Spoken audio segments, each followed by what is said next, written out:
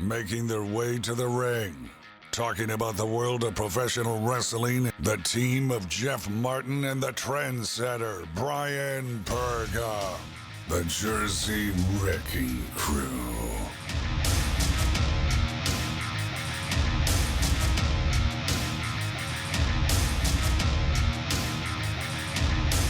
Yeah. What would that be? What is going on, guys? You're listening to the HSP podcast. I am Jeff Martin, alongside my tag team partner, the trendsetter, Bryan Burga. He joins me once again, guys. Hope you had a good 4th of July weekend. I know we did. I know I'm stuffed. Still thirsty, though. How about you, trendsetter? How you doing? I'm doing well, man. I have fulfilled my appetite, but you know what? My appetite doesn't never get fulfilled enough when I'm talking to the guys, the members of the crew, talking about the world of pro wrestling, man. It just seems to have gone from the lull that it was once. Now, so much stuff's going on. I'm not even making it up now and over-exaggerating. It is true. A lot of stuff's going on right now, and a lot of stuff to talk about. Yeah, man. AEW back on the road. WWE is soon to follow. Jimmy Uso, what the heck are you thinking? And we've got a great interview today with a very talented up-and-coming wrestler. She is Natalia Markova. She will join us on HSP in just a few. But trendsetter, I got to talk about AEW Dynamite Road Rager. Man, I am telling you, that was without a doubt one of the best shows that they've done in their short time. It did not disappoint, man, because it was just full of surprises. It was done so well. Man, speechless, bro. That is a great way to kick things off with people back in the crowds. Well, that's what you expected, right? I mean, we knew the energy Really? was going to arrive from the audience. We just didn't know what to expect in terms of the product, but it shows you, without a question, Jeff, there's a huge difference between what you do in terms of what you're promoting, whether it be a Thunderdome or in front of a small crowd compared to the size crowd we saw last time in Dynamite. It was beyond apples and oranges in terms of comparisons. Yeah, we will tell you why AEW now stands alone, at least for me, in just a little bit. But let's talk about AEW Dynamite Road Rager from Miami, Florida. First time the crowd was back, and we got a great opening match with Cody and QT Marshall in the strap match. Tremendous, man. What a way to get the crowd going. Very entertaining match, but it would be kind of foreshadowing what was going to happen later on. The lights went out, and we thought, okay, some technical difficulty. They're back on the road. Nothing to it. But then Arn Anderson in the middle of the ring getting interviewed by Tony Schiavone, and what happened? The lights go out again, and who do we see? The artist formerly known as Aleister Black. Malachi Black is now all elite, trendsetter. Wow, what a way to get things started with the fans back. I mean, just wow. I mean, perfect. Wow. That was the expression you got when you saw, obviously, the little eye there. So they're carrying over what happened in terms of WWE programming. So, but just really exciting to see it. You saw the crowd's reaction. I don't think anybody was expecting it, and that's the huge difference in terms of what you normally see nowadays, because before then you can kind of tell where things are going to go, so you're just kind of waiting for the presentation as opposed to legitimately being surprised. And there's no doubt in my mind, everyone in that arena, including myself, was surprised it was going to happen. I thought it was going to happen eventually, just not that soon. Can we go back real quick? Because here's where I want to get on WWE for a second. Because if you go back to the graphic there, he is all elite. But it did say at the bottom, only a 30-day non-compete clause. Now, why is that so weird? Because most of the WWE main roster talent have 90 days. So when you're released from your contract, you have 90 days where you just sit there, do nothing, hope you become irrelevant so that no other company can make money off you, which is what WWE wants to do. And then you show up, and then, you're basically done, and you can go, wrestle wherever you want to. But in the case of Aleister Black, according to Dave Meltzer, then confirmed by Mike Johnson from PW Insider, is that when Aleister Black's, or now Malachi Black's contract carried over to the main roster when he was in NXT, from a clerical error, WWE did not change it to a 90-day non-compete trendsetter. Now, when we're talking about WWE, that kind of sounds WCW-ish back when they're losing control there, where they, by a formality, where WWE usually is spot on with these things, they let Aleister Black go with a 30-day non-compete, so much that they ran to Buddy Murphy and asked him, hey, do you have a 30-day non-compete? And they were going to pay for the other 60 days. Trendsetter, it is just another example that things aren't running the same way as they are in WWE anymore. I mean, I love the way you made the comparison between that's a kind of a WCW type of thing. Well, I hate to be the bearer of bad news, but it really feels that way, what's going on with WWE programming, as we'll talk on further down the show of what's happening. It just seems to be night after night, event after event, whether you're watching Raw, whether you're watching SmackDown, maybe NXT to a certain degree sometimes too now, where you're just shaking your head like, how can you make these types of mistakes? Yeah. And not just from what you're seeing in terms of programming, but then, perfect example, it's supposed to be 90, 30, oops, your mistake. And it's just something you wouldn't normally think would ever happen. Now, has it happened in the past? Probably, but not as noticeable as it is now, Jeff.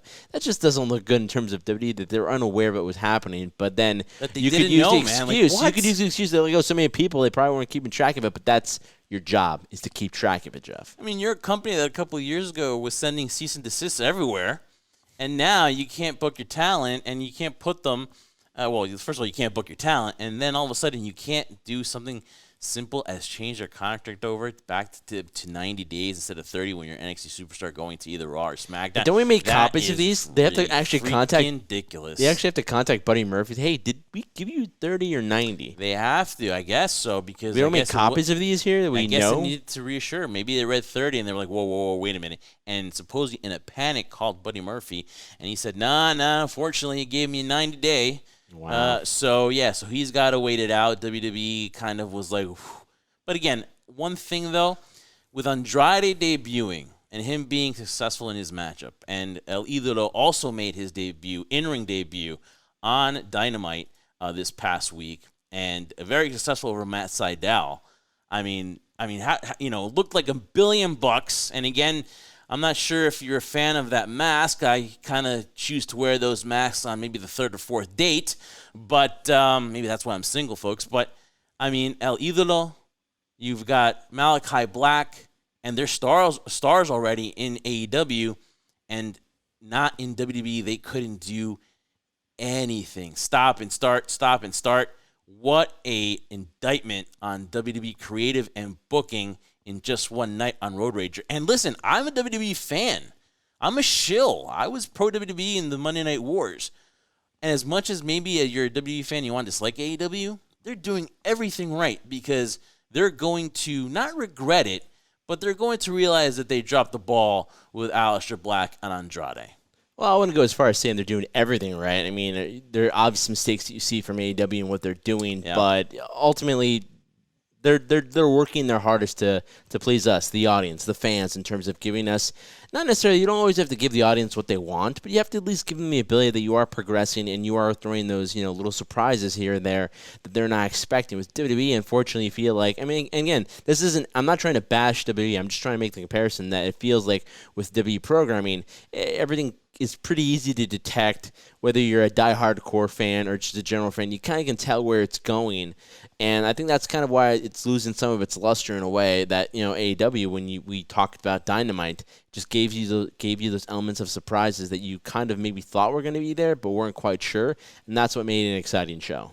Hangman Page, I talked about it last year, and I'll say it again when we were heading into All Out when he was going to take on Chris Jericho to determine who'd be the first ever AEW champion. I said that put everything on this guy. Put the rocket ship on the rocket pack on this guy. He is going to be special. And 1 year later, he had some ups and downs. He found his groove again, and now to me is definitely one of the main players in AEW. A guy that Kenny Omega should have no problem putting over if they do face each other All Out. I'm very excited for that match. I hope it happens when we're there at All Out in Chicago. I really do. But this is a matchup where, man, if Kenny Omega loses to Adam Page, he is going to be a made man because the crowd loves him. He's definitely got the crowd behind him. And I would love to see this match at All Out. Oh, I mean, that would definitely be your main event. No question about that. If it happens, we'll see, because it all seems like it's leading towards that, but a lot of things can happen from between now. It had a main event feel. yesterday when they were face to face. It really did, but it had the main event feel, knowing that we've seen these two before in the past face each other on AEW television. It was amazing. It was great. So, yeah, it had that anticipation of, wow, the title's on the line now. We knew what they did in singles competition. We knew what they did as a tag team together, and that seemed like a story that was still yet to be finished. And again, it all roads lead to All Out, but let's back up here, Jeff. Let's back up. Yeah, we got Fyter Fest next week. We got Fyter Fest next week. Which we'll talk about in a little bit as well. Yes, but it's nice to see the fact that the fans haven't forgotten about Hangman. Nope. And more importantly, that it seems right now, through all the trials and tribulations, the ups and downs, where, a lot of the argument was said too that, put the title on Adam Hangman Page, don't put it on Chris Jericho. I felt the right decision was made, and now it's built up to this scenario for Adam Hangman Page to, whatever happened, the ups and downs within that year, then leaving the Elite or being kicked out of the Elite, whichever one you want to say, to have this particular moment, that standoff between him and Kenny, that was a very important moment in AEW history. All right, I'll say it again. The Young Bucks, to me, are the best tag team in the world today. There's a lot of great ones. Don't get me wrong. There's a lot of great ones in AEW right now. But last night, or this past week, we saw a lot of what makes them so good. And that is that they took, Eddie Kingston. They made him look very good in the ring, very entertaining match. And with Pentagon, I mean, that's just what it's all about. They're entertaining, and they are the standard bearer as far as tag team goes, in my opinion. Well, you know how much I love tag team wrestling. There's yes, no question that's why how you make stars, right, they man? are the standard bearers. You make stars in the tag team division, and when you can make a guy like Eddie Kingston look really good with his limitations, you're just showcasing how talented you are. We already know Pentagon, how amazing he is right now, and hopefully Phoenix can recover from his injury very soon in the near future. But, ultimately they're showcasing not only their dominance in the tag team division, but they're showcasing their dominance in terms of programming, where continually, through this new evolution of what the Young Bucks are, keeps you entertained, keeps you intrigued, keeps you locked in your seat every single time, whereas that 1, 2, moment. It's just always amazing to watch, and I'm sure a lot of the historians, all the old school class types of wrestling fans or historians don't like their style. But you and I have spoken about this off camera, off the show during it. This is the new form of wrestling. Unfortunately, for some people who don't like it, and for those that do, it's just a new form, the new way it's done right now, and nobody does it better than the Young Bucks. Definitely. That's why I think they're the best tag team, man. And you just pointed out why some people don't get them.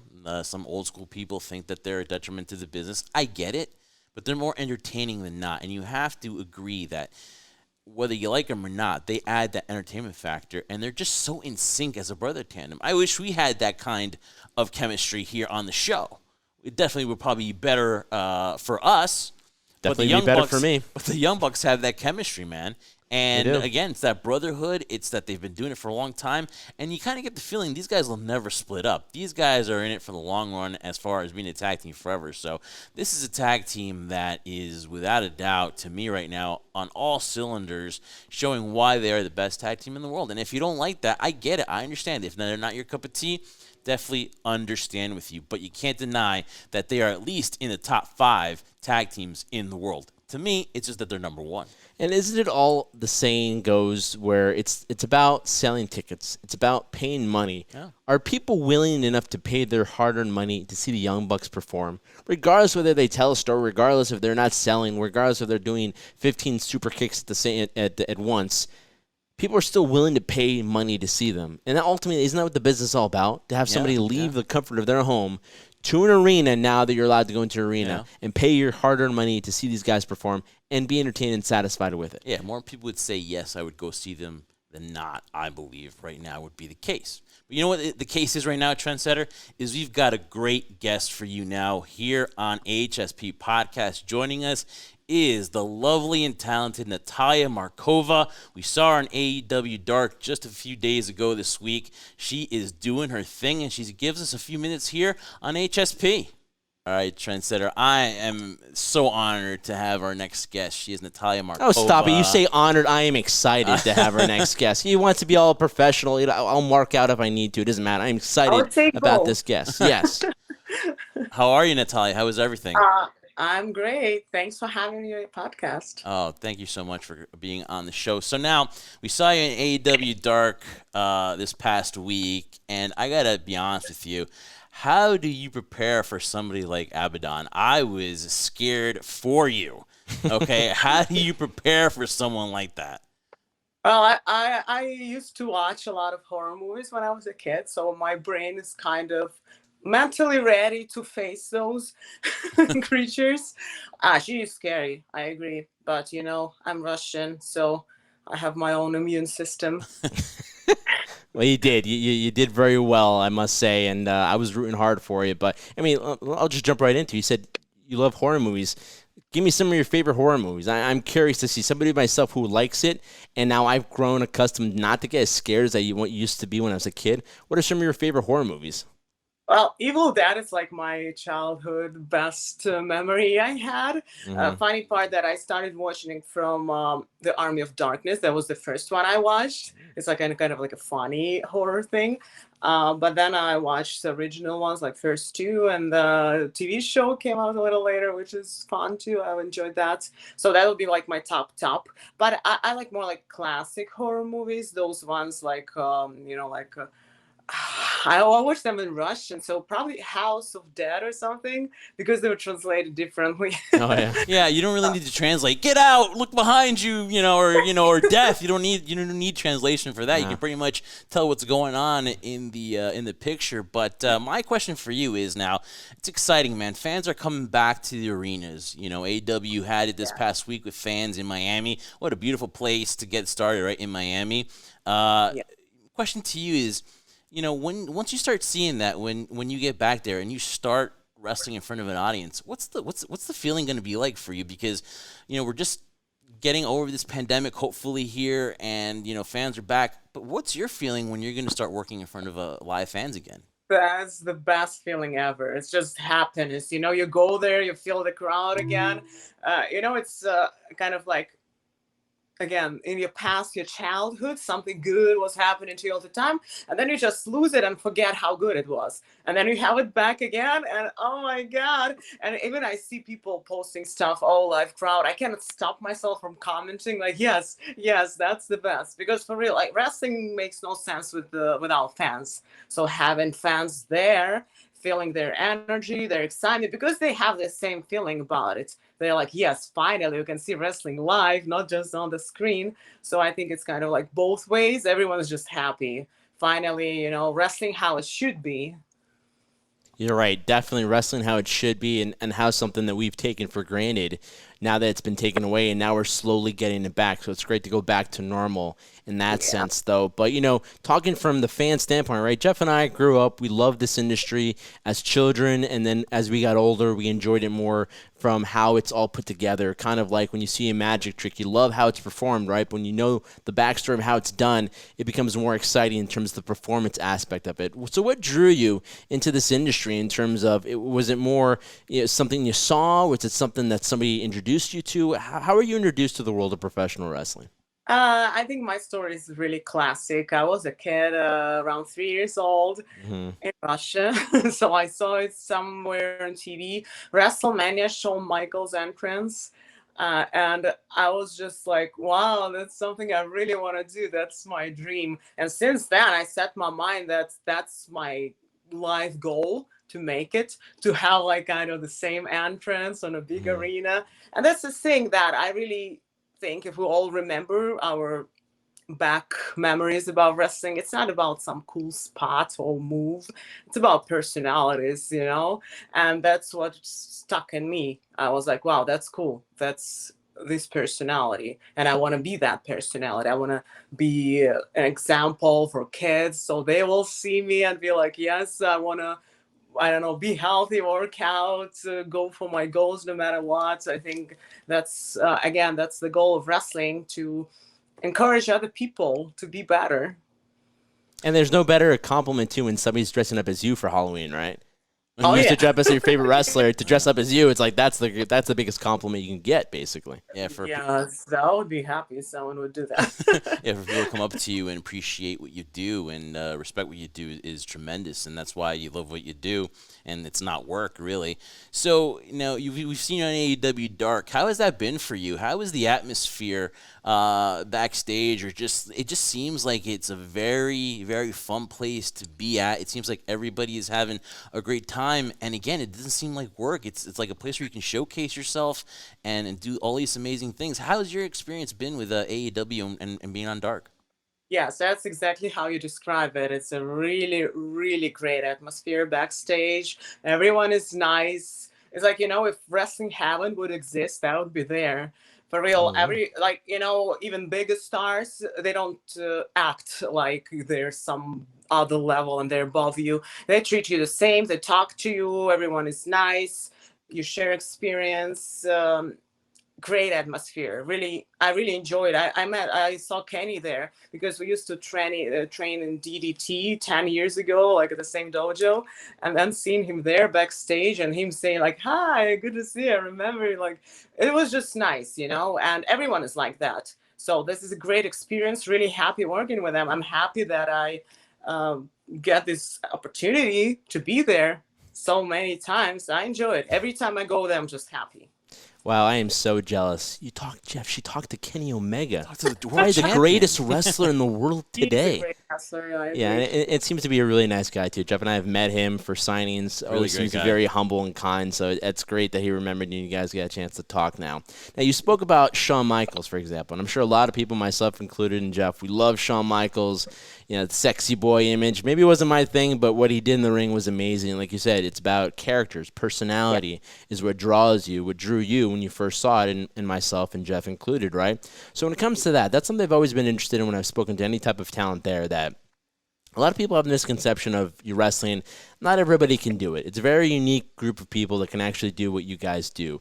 But I'm not just talking about the physicality in the ring, which is very demanding. I'm talking more about the mental side of it, too. When it comes to personality, characters, I've always spoken to Jeff, and I've talked about it on this show, too, that the best characters in history that we remember as kids or even as adults have been people who have been themselves but have just brought up the volume really, really high.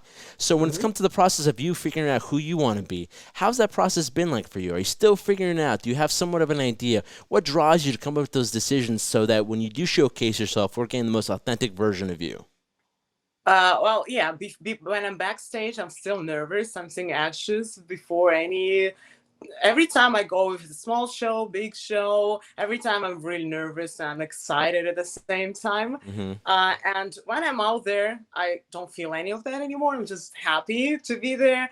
And I agree with you completely. When I say personality or character, I'm not saying gimmick.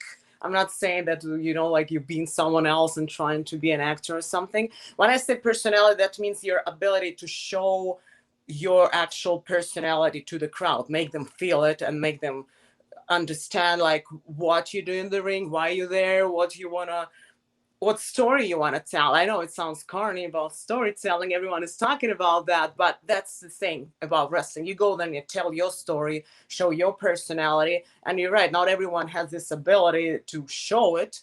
A lot of people just get shy or confused. They think, oh, I got to do this and that and that. It's not about that. You go there and you show your inside personality, sharing your energy with the fans. And they see that. Fans see that you're really genuine there. They see that you're being real, and that's what they love. And I think that's how it should be. You shouldn't try to be fake there. You should try to be yourself, but the most you can be, like deep inside, all your personality, all energy. Because every time after the show, I feel drained. I'm like, oh, that was awesome. But this feeling when you're done. Well, you did a good job. Yeah. Because you left everything out there, right? Yeah. So not only are you a wrestler, but you're also a fitness model, and that's also interesting because you're kind of evolving your body and changing it to how you want. When you know that you can do that and you see the changes and all that, what kind of feeling is that for you that you're getting your body to where you want it to be physically, and also how does it also feel mentally when you see the changes? That's the thing, that's why I chose, like I said, when I was a kid, I decided that I want to be a wrestler. And then I was like, okay, what comes along with being a wrestler?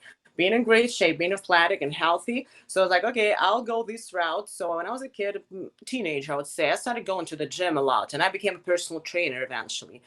And then obviously it goes together with being a model, fitness model, because looks and all this wrestling all connected. And that's how I saw that. And it's a perfect, great feeling, knowing that you're in control of your body. It's not just some random. I'm all about discipline. I feel like if you have discipline, you'll be whenever you want. You will get whatever you want eventually. It's not about motivation. Sometimes you're just excited. Oh my God, I gotta kill it. I will do that. And the next day you're upset and everything goes the wrong way. Yeah. So I think main thing about fitness is having this discipline to keep going no matter what, and never give up, never quit. Same with wrestling. Sometimes I'm upset and I'm like, I don't know. But then I'm like, I got to keep going. That's discipline. So I think that's the same thing here. I think that's feeling that you can control your body. You have this knowledge how to do that, makes you feel happy and makes you keep going. Yes, but there's obviously no amount of reps or as many. You can't run the treadmill as much time as you want to get in wrestling shape, because that's a different type of conditioning altogether. I've taken a bump. It hurts ridiculously, so God bless you, because it is not an easy thing. And after that bump, I need about a week to recover from it. And I was like, wow, it's unbelievable how you guys handle it. Plus, like you said, the discipline. But speaking of what you were talking about before, prior to this, where I mentioned before, we're talking about the personality, talking about, you grew up enjoying this and what did you like from it, and what you used to draw the audience to get that reaction, right? But I'm just curious, though, because, Jeff and I are fans growing up and loving this, and now seeing, behind the curtain per se, I've just garnered a new, more found form of respect for it too. What's it like from your perspective? So your talent now. I mean, we're people admiring it from your end, but your talent, you saw it from the world as a child, and now you're actually in that world. So how do you balance both of them out? Because some people that I've spoken to, they see it more now from the business aspect and have lost that childhood joy for it too. How do you keep that balance between loving it for what it is and being surprised and seeing the aspect of it, the business and how it works? Well, there's this carny thing, carny phrase. You should love wrestling in yourself, not yourself in wrestling. And that's kind of, I think I love wrestling. So, yeah, I obviously shifted into seeing it as a business, not I'm not looking at it as a fan. But still, if I see someone doing a great job and doing something cool, amazing job, I'm excited. I like watching people doing great wrestling. I'm not losing that. But when I see myself, I'm trying to see what should work, how to make it better business wise, because it's still a job. It's just a job that you really enjoy. So I think at this point, it's kind of like 50-50. Okay. If you're just a fan in wrestling, that's bad, because you're going to do it right then. Because you gotta treat it seriously. You gotta be professional. You gotta have good work ethics. You gotta, again, work out, be in great shape, train. It's all work. So you gotta make sure that you do it right, not just go in there and be a fan like, I have a arena here, everything is awesome. Yeah, so I think 50-50 is perfect combination when you still have this desire, when you still enjoy, when you still respect people doing a great job, but at the same time, you treat it as a job. So you talk about the fans and you talk about interactions with them, and you have always ones that always have positive things to say. But then there are the ones that hide behind the keyboards and always have, always talking and spewing their venom. What do you let that bother you, or do you like, it's your opinion, it's freedom of speech, but I knew if you're in my face, you wouldn't say that. How do you feel about that kind of negativity on social media? I have absolutely zero concerns with that. Honestly, somehow I'm lucky and I don't get a lot of that. It's probably like one comment in maybe a few weeks. I'm sure it's getting worse and worse over time, but I see it as me helping people, because I know people's nature. I know why most people say that. Most people just feel better saying this stuff. It's not what they actually think. And if it helps them to feel better, I'm all for it. I mean, that's my job. My job is to make people happy. So if saying bad stuff about me makes them happy, that's cool. do that. It never offends me. For something to really offend me, it should be some like close person that I know in real life, and this person is really important to me, and he says, "Oh, you did like you look whatever bad than this match. You should fix this." I'll be like, "Oh, okay, I'll work on that." I take that really seriously.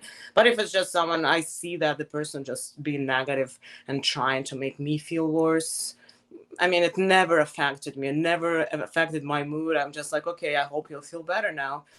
Never. I'm totally cool with people saying Wow, that. Jeff, she is a sweetheart. She Yeah, really man. is. Again, though, it's true, right? You care what your mom says, but who cares what Joe Schmo in Wisconsin cares about, right? All the Like, wonderful honestly. women come from Russia because they understand it. They don't let anything get personal for them. Unbelievable. Oh, it's amazing. You're a godsend. Thank you so much. But Jeff was mentioning it too in terms of people. Critiquing is one thing in terms of get criticism everywhere you go from whether people who don't know what they're talking about to the ones that you hold in high regard and garner a lot of respect for if they're talking to you about a particular thing you do in your match. So who do you usually go to for advice, or if any, do you get any advice from? Because I know for myself, I'm my own worst critic. So if I'm trying to dissect and look at things that I'm doing wrong, everything I'm doing is wrong, especially the guy I'm talking to. If I'm working with this, yeah. he'll tell me right to my face. You're working. Oh yeah, the like biggest crap. thing I do Yeah. incorrectly is talking to this guy doing this. But Yeah, again, I'm yeah. talking to you, so it's a win-win for me at least. But for you, without being your own worst critic too, like who do you turn to for advice when it comes to whenever you feel as if you need to change something or you feel something isn't right? Who do you turn to? Well, if it's in events like AW, right? Dustin Rose is a great trainer. He knows so much about wrestling. So whenever I have a chance to ask him, I ask for the feedback. He's great. And that's basically it. That's basically whenever I have a person who is on a high level, who I know is a great wrestler, I go and ask. I always like criticism. I like when people after the match they give me advice, because you never stop learning, and that's true. It's not just some phrase. It's a true. Every time you learn something, maybe a little bit, tiny bit, but something new. And I try to learn as much as I can. I never take criticism as a negative thing. I always, when I hear criticism, like, okay, next time I'll do this the right way. Every time you're learning. So just getting better and better. And again, like I said, you got to have those high level great wrestlers to do that. AEW is perfect for that because they have those. Definitely. I mean, you could see it. I mean, Dark is a great show. AEW just keeps killing it every Wednesday night on Dynamite, too. Great show this past week. So, the women's wrestling, you're probably in a great position here because it's just evolved into this thing where a lot of people are interested in it. There's more opportunities now. There was an all-women's pay-per-view with Evolution a couple years ago, and now Mickie James has the ability now. She's going to be producing an all-women's show for NWA. Is that something that you think you'd be interested in doing down the road? Like, would that be something that would intrigue you to be a part of? Obviously, yes. I'm interested in everything that's going on wrestling scene. I respect Mickie James a lot. She's obviously a legend. A legend. She deserves all the respect. I would be happy to work with her, of course. It's just I'm open for whatever happens.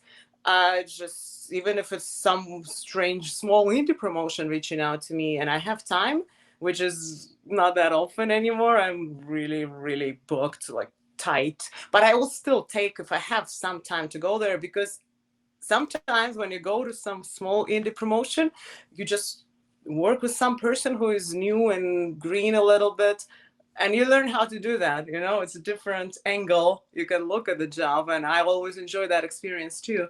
So yeah, obviously I would be interested in working with Mickie James too, but I gotta see if she's interested. Obviously, you said you have a tremendous respect for Mickie James. So when you see a story like you did when WWE parted ways with her in the way that they did when she took that picture of the trash bag sent to her by Mark Carano, what feelings did that bring out of you? Were you angry? Were you like, did you reach out? Or were you like, wow, I can't believe someone like that would be treated? What was your first reaction? First reaction was that it's life, and I'm pretty sure there was not someone's intention to hurt the person. I think it was just some mistake, or when it's a huge company, stuff happens.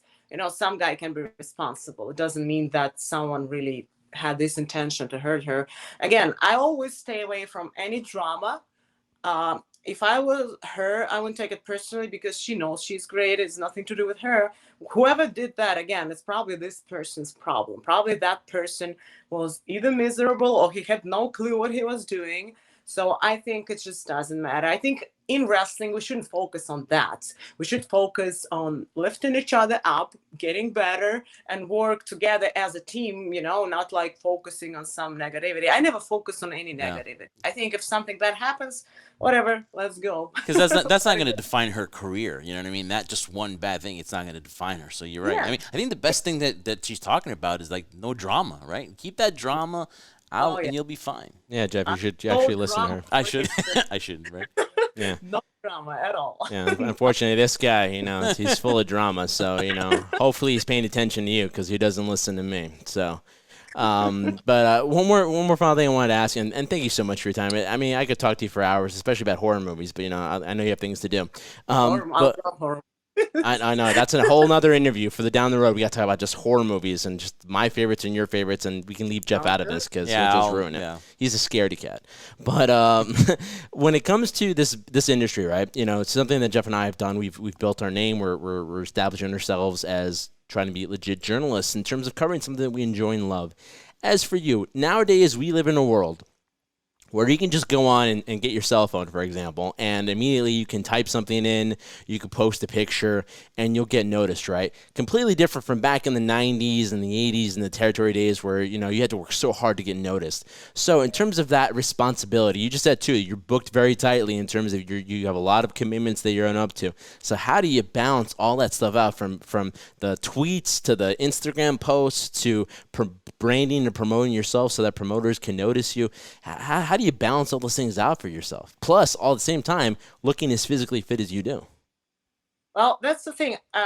Back then, a few years ago, I was like, I don't want to do social media. It's Twitter. I got to post there. It was hard at first. And I'm like, okay, but it's still my job. I got to do that. And then I started doing social media. And at this point, I enjoy that. I like that. I like talking to people there. I like seeing feedback because, back in the day, again, you say, you couldn't have the chance to actually interact with fans. And I don't see it as a bad thing. I think that's when I can post a picture and then see other people's opinions and a lot of people supporting me, my fans. Thank you so much. Like, for real, every comment matters. Every time I see something, it's kind of like a thing. Okay, I'm doing the right thing. They like it. Even if one person is happy today, some people say, oh, this made me smile. And I see that. That's awesome. Again, that's the job of the wrestler, to make people smile, to make them happy, even a little bit, 5% better. I'm all for it. I'm happy to do that.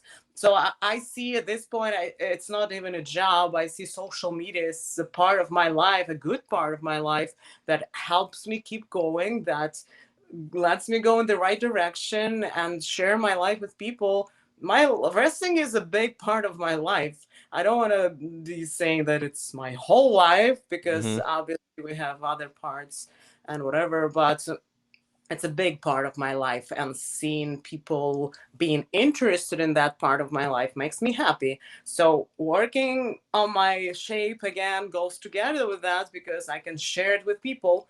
When you work really hard for something and no one sees that, who would be doing that, right? Yeah. Like, people can be kind of fake saying, oh, you do it for yourself. Yes, you do it for yourself, but you do it for people too. You want people to like you. So I like sharing my stuff with people. It's a really good thing that nowadays we can share that like that. It's that easy. I don't want to see it as a negative thing, like, oh, everyone can say something bad right now to you. No, let's look at it from the other way, that it's cool. Everyone can share their opinions. We can see what's going on. I like that. Well, if your job was to entertain people and make them happy, well, I can say to you, personally, mission accomplished. Thank you for that. And you can check out her Thank you social so media. much. Twitter is at real N Markova, and the IG is at Russian_crush. Love that tagline there, Natalia. So you're going to be in New York this weekend, the big city, New York, for the at the Wrestling Universe store. You're going to be there from 11 to 1, and then you got a virtual signing later on that night for Damage 365 Promotions, our boy Kevin Nasta.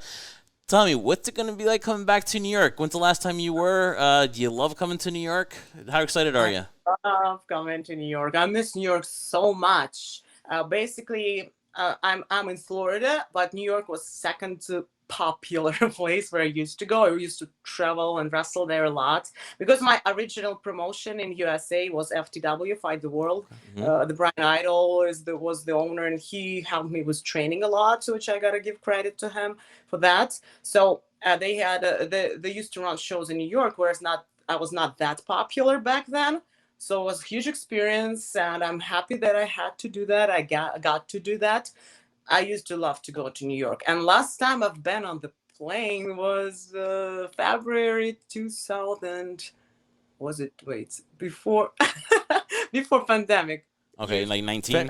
19, right? Yeah. No, well, the pandemic started in 2020 in February, Okay, so yeah, in February of 2020, yes. Yeah. That's where February 2020. everything shut down, exactly. So over the year, I haven't been on the plane, and tomorrow is my first time going on the plane. You sound nervous. Are you nervous? I'm Excited? not nervous. I'm excited. Yeah. Yeah, excited. Okay. Is the right word. I'm so happy to be on the. I like being on the road. Again, some people say, "Oh, when you become a wrestler, you gotta get yourself ready that you have to be on the road most of the time." I love that. I love being on the road. I like with my music and sitting on the plane, looking in the mirror, and being on the road, or just in the car, whatever. I like road trips. I like flying. I like traveling, being at the hotel. It's just I feel alive when I do that. So yeah, I'm excited to finally get on the plane after a while. And who knows, because I like that a fan on social media actually reached out to you and was like, if CJ Perry ends up signing with AEW, who knows, maybe we'll have two ravishing Russians in AEW. You never know. That'd be fun, right? For that to happen. Oh yeah, that would be fun. I'm open for whatever they want. I'm happy. I just do my job. I like doing my job, and I'm open for a lot of ideas. I'm excited. Well, and you do your job very, very well. We're excited for you. We want to thank you for coming and giving us a few minutes of your time here on HSP. And You got them all flustered now. And who knows? Maybe we'll see you at the signing. Maybe you never know. Maybe we'll decide to pop up and go to Flushing, Queens, and say hello personally. That would be awesome. I just want to say a few words to my New York fans because I want to see you guys there. I want to say hi. You can get your pictures, talk to me. I'm really happy seeing my fans in person. I know a lot of people reached out to me saying I'm 100% coming. So thank you for that. See you guys there. Queens, New York. It is the Wrestling Universe store. If you guys aren't in line, get in line now in order to speak to her because it's going to be a long line. Mm-hmm. Yeah, and you can go to the WrestlingUniverse.com website. You can purchase your tickets there. And again, too, she'll also be doing a virtual signing on Facebook for Damage 365 Promotions, my boy Kevin Nasta. So listen, thank you so much for the interview. Stay safe and enjoy your time in the Big Apple.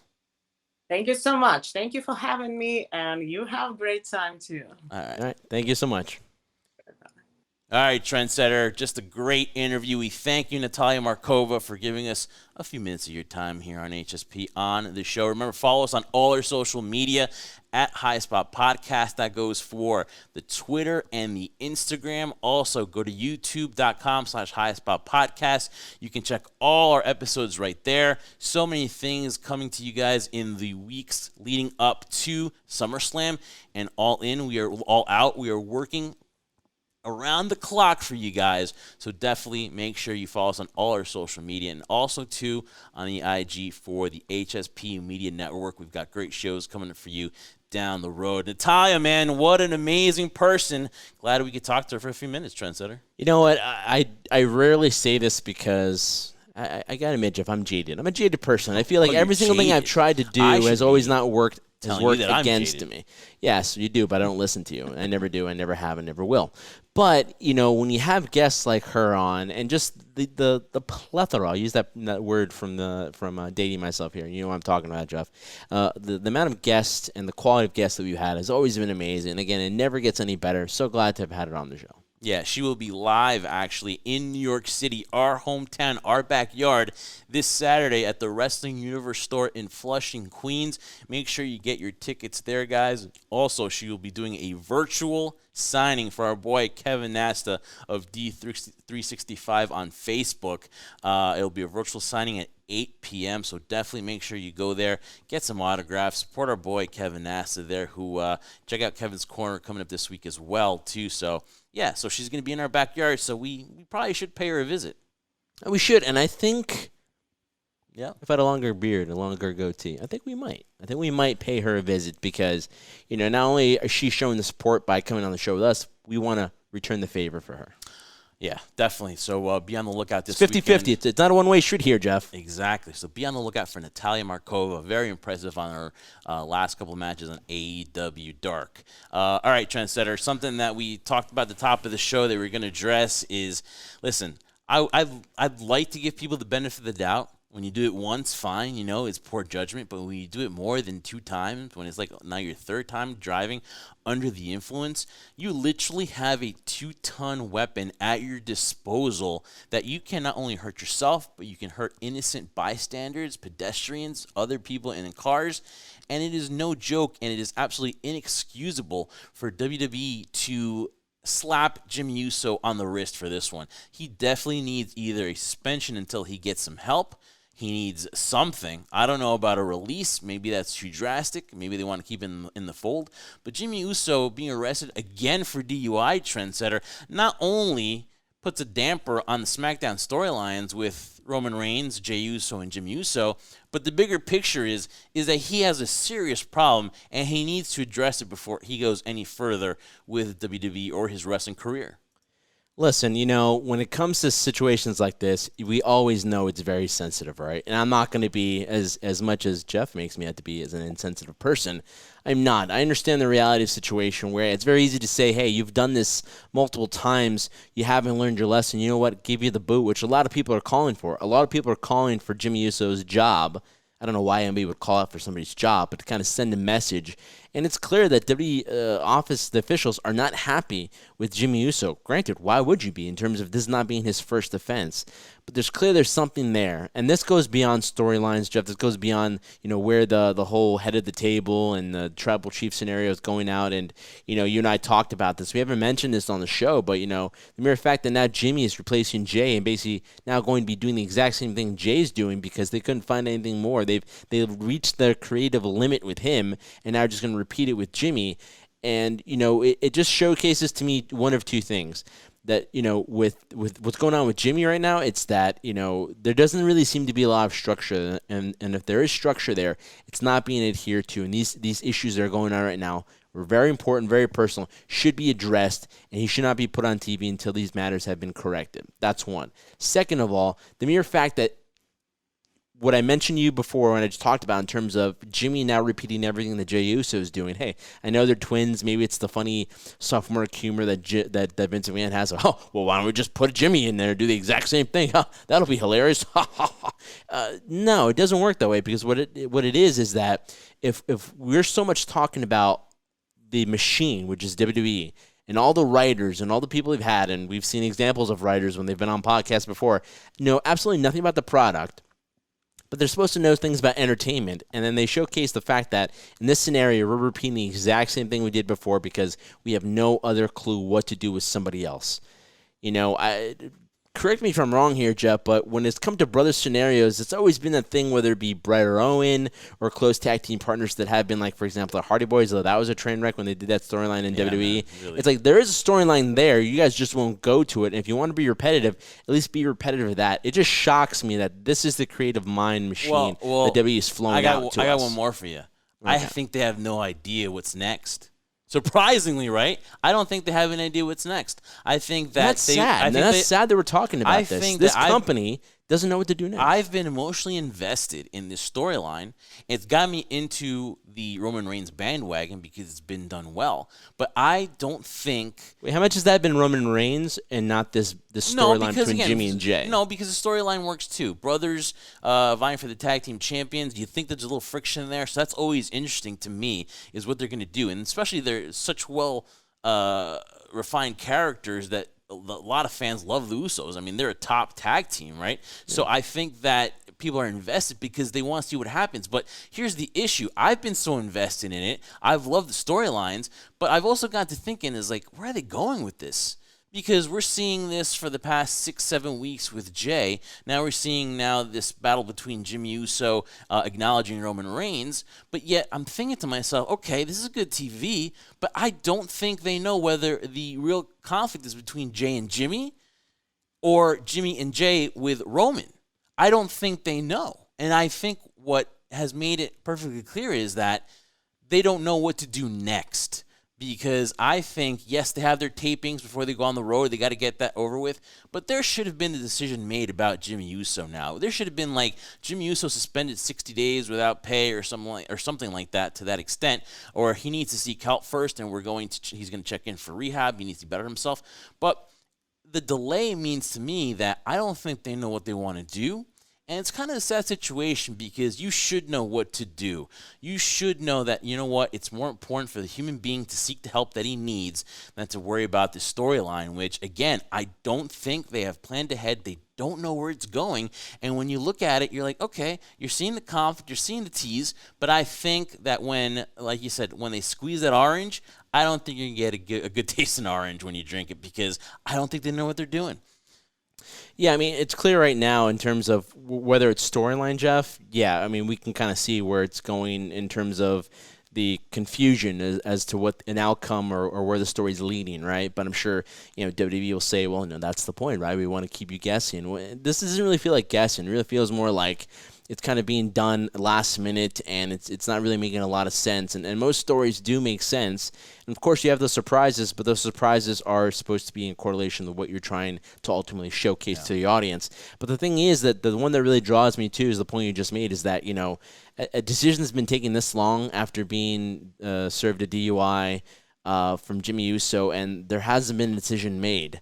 Now, I don't know whether it's the sensitivity of what to do with Jimmy in terms of storyline or what to do with him in terms of maybe having him seek the help, going to rehab, whatever it takes to him to get better so that he can properly finally come back on TV and be given another opportunity. But the mere fact that nothing's being done just kind of gives a bad example if I'm in the locker room. Yeah, because you hear the reports and you read it and you say that they're got so much stuff going on, like the Raw tapings, that they have to handle that first because, they're taping a Raw, so the next one you see is going to be taped. It's not going to be live. They're doing all these things before they hit the road, and that right now they can't concern or deal with Jim Uso. I'm pretty sure that's not that's not what they want to get out there, but it looks like it, and that's not a good sign. I think that honestly, you can't slap on the wrist, Trendsetter, because it's not the first time.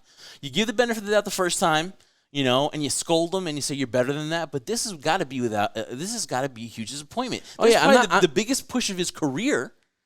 Right? Yeah, I'm not questioning the lack of what they need to do. I'm just saying the action to make that decision is taking a long time, and that's what's looking bad. It's wrong, and in terms of WWE. Yeah, most definitely, Trendsetter, and we'll see what happens. I'm pretty sure there'll be a decision in the near future, but we believe that you can't have Jimmy Uso on TV. It's just you can't reward him because one time you say sure, second time all right, but third time. It's just inexcusable because it's one thing to hurt yourself, but when you're gonna hurt other people, it's just wrong. And a slap on the wrist just won't do, Trendsetter. And I'll tell you what, man, I want to get back to AEW because it's just refreshing when I see this show. And I'll tell you a few things that I witnessed, and let me see if you've noticed this too. Okay. So we saw Malachi Black and Andrade, show up there. Two big names, WWE names, show up there. But when I see their show, I feel like every segment is important, even if it's a mid-card match. It just seems that the emphasis Excalibur does is he adds importance. It's like rushed because anything could happen. It's got that unpredictability that Eric Bischoff talked about because you don't know what's going to happen next. The QT Marshall Cody match to open it, they knew to use that match to get the crowd hyped up. The Young Bucks to close, Kenny Omega and Hangman, the crowd reaction. It seems like they know how to place the segments. When you look at the other shows, it just seems like, next time, I'm changing the channel. I can go back and they're going to have a 30-minute match. To me, the placement of their segments, the importance that they do when they run the match card and they show how stacked Fyter Fest is insane. It's just like Chris Jericho said a long time ago. It's like the Wizard of Oz, right? You go to the black and white and then you see color.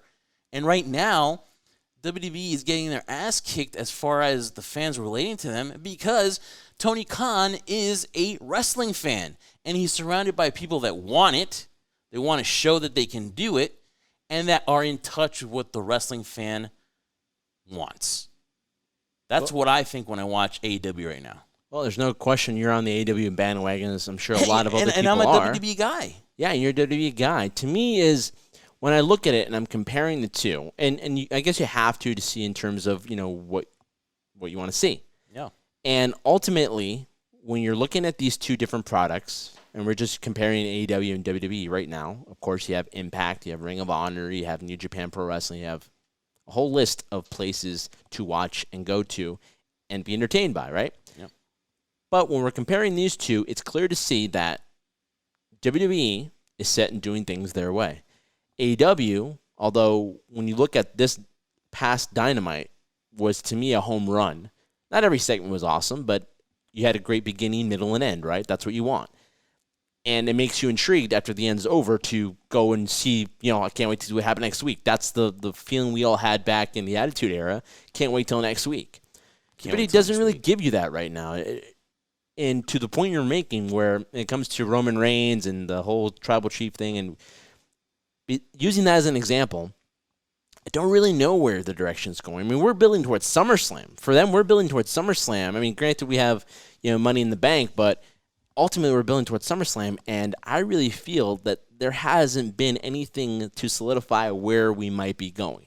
That's always been the case with WWE. We kind of have an idea of where we're going. Now, the excuse is that we're doing this so that, we keep you on your toes. It doesn't feel that way when you watch WWE programming. Looking at AEW, you have that ability that you mentioned that Eric Bischoff would always talk about, how it gives you the ability of not really knowing what's going to happen in a live environment, in the scenario where you have an audience reacting the way they do. Now, if we're going to compare to the audience we saw on Dynamite compared to the Thunderdome, no comparison there. I think once we get the full crowd going, I think only then, Jeff, can we make a fair comparison of what's going on. Either WWE will step it up and realize, listen, we can't get away with this stuff anymore, although the argument is they've been getting away with it for a really long time, right? The audience is going to let them know, listen, we've been in a pandemic. We have not been around for a long period of time. If you're going to continually show up week after week and show us this type of product, we're going to boo you out of the building, and let's see what type of software they have to drown out the entire pool. Maybe they'll go back to the Thunderdome again. Good point. We'll see what happens then. We shall see what happens, man. But, again, one gripe, can you make AJ Styles a singles guy again, please? For the love of God. And then you're going to call him Omos, and there's not a freaking A in that name. It's almost, for God's sakes. I'm telling you, man. That's the first thing they need to do. Isn't that saying no I before E except after E-I-E-I-O? Yeah, exactly. Yeah. Oink, oink. You know what I mean? But let me tell you, I think that's the first thing they need to do is make AJ Styles a freaking single star again. For the love of God. I agree with you, but if you make him a single star right now, look at all the single stars supposedly that are supposed to be on WWE programming, right? Do we want AJ to get lost in the shuffle? Granted, there is no shuffle to get lost into. If he gets lost in the shuffle, then that's a detriment to their creative and their booking. There's going to be a draft pretty soon, right? So maybe they'll shake things up again. All right, Trendsetter, a couple things going on this weekend that you want to check out, too. Not only is Natalia Markova going to be hitting New York, she's going to be there signing autographs at the Wrestling Universe store. Not only is she going to be around the universe, virtual signing for Damage 365 at 8 p.m. on Facebook. We're also going to get wrestling this weekend. You got MLW Battle Riot 3 in the ECW Arena in Philadelphia, Pennsylvania. That's going to be great. Definitely if you're in the area. It's sold out. So a lot of people are expecting this to be a good card, and especially with Filthy Tom Lawler being an entrant in the 40-man Battle Royal trendsetter, the winner will get their opportunity at the World Champion anytime, any place, anywhere. It could be that same night. And I'm going to tell you, I don't know who is going to beat Jacob Fatu, but that's going to be interesting. And you also got this Sunday Best in the World in one of my favorite spots in Baltimore, Maryland, man. It's going to be Bandito challenging Roosh for the Ring of Honor Championship. So definitely there's a lot of wrestling going on this weekend. Yeah, and to the point that we're talking about previously when we're trying to compare AEW and WWE, the fact is that there's so much out there right now compared to 6 months ago, 7 months ago. Now there's an ability for these promotions to gain momentum that they had lost for so much time. But here's the thing. In terms of that gaining momentum, it doesn't really seem like there's going to be a lot of effort in gaining that momentum. It really feels like the fans, whether it's MLW, Ring of Honor, Impact, New Japan, WWE, AEW, the list goes on and on. Fans are craving watching wrestling again, whether it's good or bad or indifferent. They're just craving to see it. And right now we're benefiting from it because we're talking about it, and two, we're looking forward to what lies ahead for us in terms of trying to attend some of these events. Most definitely, Trendsetter. We'll have announcements about what we're going to be doing in the next coming week. So it's going to be a great summer for HSP. So definitely want to make sure you follow us on all our social media and you go to youtube.com/highspotpodcast. Thumbs up. Click that notification bell. Subscribe below, guys. You do not want to miss the future episodes. And, of course, the other stuff going on. So make sure you download and subscribe to HSP Media Network as well. Trendsetter. There's not only going to be wrestling this weekend, there's going to be UFC. It is going to be the trilogy match. It is going to be Dustin Poirier versus Conor McGregor. Like you said, the trilogy in Las Vegas this Saturday night. I'm going to try to put my MMA hat here and go on this premises, Trendsetter, is that if Conor McGregor loses this fight, I think you have seen or are beginning to see the decline of Conor McGregor. As much as I hate to say it, as much as I hope he pulls off this win, he's had not the audacity, but he came out and said that he took Dustin Poirier, the match before, a little too lightly. He took him too lightly, which is shocking to me. I get it, he's the man, but if he were to lose, then I think you're going to see the decline in Conor McGregor because I just don't think that same hunger is there. I mean, I see a tremendous athlete. I see his greatness. He's been great for a long time. But sooner or later, you know, you start to see that decline. You start to see that hunger get a little bit less. Man has nothing to fight for as far as money-wise. So that is my premise, Trendsetter, that if he were to lose this Saturday night, you're going to see the decline of Conor McGregor. Well, first of all, you have to say it right, Jeff. It's going to be the Diamond Dustin Poirier versus the notorious Conor McGregor. It's fair to make that assessment. You know why? Because people will feel because he's now, this is his second loss coming off his fight with Khabib. Or no, you know, he fought Cowboy Cerrone, but then, you know, it really he hasn't been as active as he wants to. So you could clearly say, and it's fair, I guess you could say there's a decline. I don't see it, though. In terms of him being in his physical prime, he's right there. He is in his physical prime and his physical peak. Here's the downfall, though. Due to the inactivity, in my opinion, that it's prevented Conor from being active. Plus, let's not also take in consideration his own indecisiveness of when he wants to fight, who he wants to fight, and things of that nature. But I think if he loses this fight, I feel the luster and the aura of Conor McGregor is gone. In terms of his marketability, I don't think it's a fighter to another opponent. But again, in terms of that, his aura is gone. And I think it's close to almost being gone, too, to seeing that, you know, he did really well against Dustin Poirier, but the way he got finished, you know, we talk about wrestling, right? It doesn't matter wins and losses, it's how it's interpreted by the audience, and how you lose is what's more important rather than do you lose. Conor didn't look really well when he lost. He got knocked out, looked out of sorts of everything like that. For him to say that, anyone who loses is going to say I took the fight lightly as an excuse, right? That we all have to do things like that to justify ourselves for things of that nature. Ultimately, if he loses this fight, his aura, his allure is gone. Similar to when Ronda Rousey got defeated That was it. When she got beat, she was human. Same thing with Conor now. He's human now. As much as I respect him and look at him as an amazing athlete, he had this aura about him which made him a difficult for anybody to face. But now he looks human. He looks like he is beatable. And that's the last thing you want to look like when you're a star in the UFC is beatable. Marketability-wise, I think even if he loses this one, there'll still be 1 or 2 or 3 more fights that will still draw money because of the name Conor McGregor and what he's built throughout the years. But yes, this is a must-win for Conor McGregor. And then that would all lead to the trilogy fight eventually down the road if he does defeat Dustin Poirier with Nate Diaz. All right, so real quick, a little strategy from both guys. What does Poirier have to do, and what does McGregor have to do real quick, and your prediction? Okay, what Dustin Poirier has to do is similar to what he did in the second fight, obviously. Put that pressure on, keep taking him, as he says, into deep waters and making sure that he doesn't have time to breathe.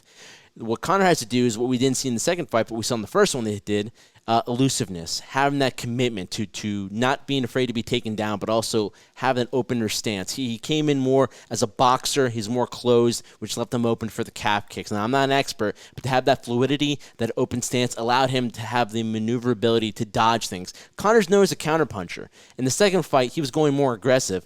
Let Dustin come to you, which he's eventually going to do. Let him make the mistake. Let him open up. And Conor's great at countering. He's got that massive left hook that even Dustin Poirier said post-fight too, that if he got hit with a couple more of those, he was going to get knocked out. So he admitted to that. So stay away from the calf kick. Fluidity for Conor McGregor. Movement, counter. Dustin Poirier, keep the pressure going. What I see in terms of this, Conor's always been impressive when it comes to being defeated. He's been defeated more than one occasion. Every single time he's come back, besides Khabib Nurmagomedov, which never happened in the rematch, he's always been better. He's learned from his mistakes.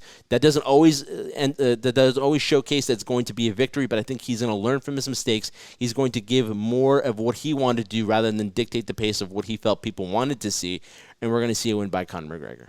Conor McGregor. All right, cool. I thought you were going to say Poirier. I'm going to go with Dustin Poirier. I just think I'm beginning to see that slippage in Conor McGregor. I hope I'm wrong because, again, he'd be so marketable for Dana White.